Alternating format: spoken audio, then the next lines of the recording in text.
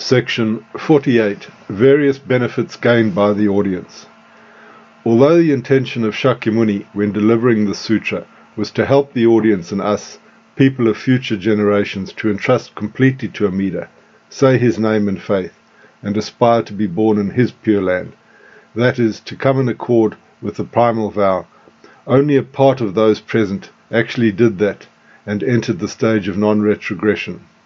However, because they were in the presence of Shakyamuni Buddha fields of influence and had various degrees of devotion towards him, and because they all, quote, without exception, rejoiced at the Buddha's discourse, end quote, they did acquire some important benefits for their later spiritual development. Quote, when the world-honored one had finished his presentation of this sutra, aspiration for highest enlightenment was awakened in innumerable sentient beings. 12,000 nayutas of human beings attained the pure Dharma eye. 22 kotis of devas and humans attained the stage of non-returner. 800,000 bhikshus realized the wisdom of destroying defilements. 40 kotis of bodhisattvas attained the stage of non-retrogression. And all, adorned with the virtue of the universal vows, will ultimately attain perfect enlightenment. End quote. As we see in the above, some awakened the aspiration for highest enlightenment, but did not enter the stage of non-retrogression. Others attained the pure eye, the pure Dharma eye, which means insight into the Four Noble Truths that is attained in the stream and stage of stream winner, or the stage in which various wrong views are abandoned. Others attained the stage of non-returner, which means they will no longer be reborn in the world of desire. And some also realized the wisdom of destroying defilements. And most importantly, some of the practitioners in the audience who awakened aspiration for the highest enlightenment and who entrusted completely to Amida Buddha for its attainment did enter the stage of non-retrogression. Quote, 40 kotis of bodhisattvas attained the stage of non-retrogression. End quote. I am convinced that Ananda too, who clearly perceived the intention of Shakyamuni even before he started to preach the sutra, and who provoked him to show Amida and his Pure Land to the audience, was among the bodhisattvas in aspiration who entered the stage of non-retrogression through faith in Amida. Also, the enlightened bodhisattva Maitreya, who was the successor of Shakyamuni, and who will appear as the next Buddha after billions of years into the future to turn again the wheel of Dharma, accepted this sutra in faith. He too will teach about Amida and his Pure Land, just as Shakyamuni did.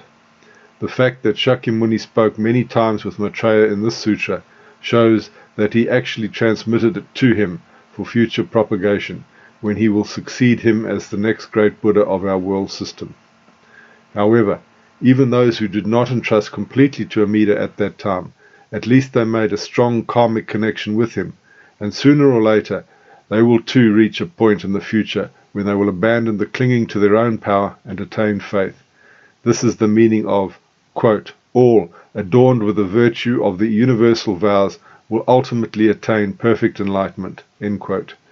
Ultimately, they will come to entrust to Amida's universal vows, enter the stage of non-retrogression, be born in the Pure Land, and attain perfect enlightenment there. None who has been exposed to Amida even once will escape him, and sooner or later he or she will reach his Pure Land. Even to see Amida's image or a painting of his Pure Land, and to have the smallest attitude of respect towards him or his Dharma, creates a karmic connection and plants a seed into one's mental continuum, which one day will grow into a tree of faith. The sutra starts with Shakyamuni's supreme appearance. Quote, at that time, all the senses of the world-honored one radiated joy. His entire body appeared serene and glorious, and his august countenance looked most majestic. End quote. And ends with extraordinary supernatural manifestations. Quote, at that time the entire universe of 1,000 million worlds quaked in 6 ways, and a great light illuminated all the lands in the 10 directions. 100,000 kinds of music played spontaneously, and innumerable marvelous flowers fell in profusion from the sky. End quote. Both manifestations at the beginning and end of the sutra show that this was indeed the most important discourse of Shakyamuni's lifetime, the true reason for his coming to this world. All the samsaric universe, with all the worlds in the 10 directions, quaked and was illuminated by the great light of Amida, so as to show that this is indeed the universal method to save all beings without discrimination.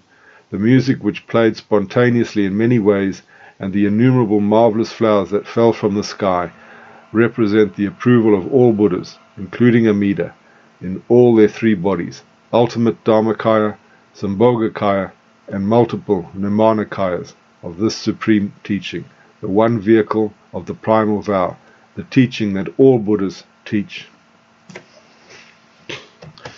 There are 2 important footnotes to this section 48, the final section of this book.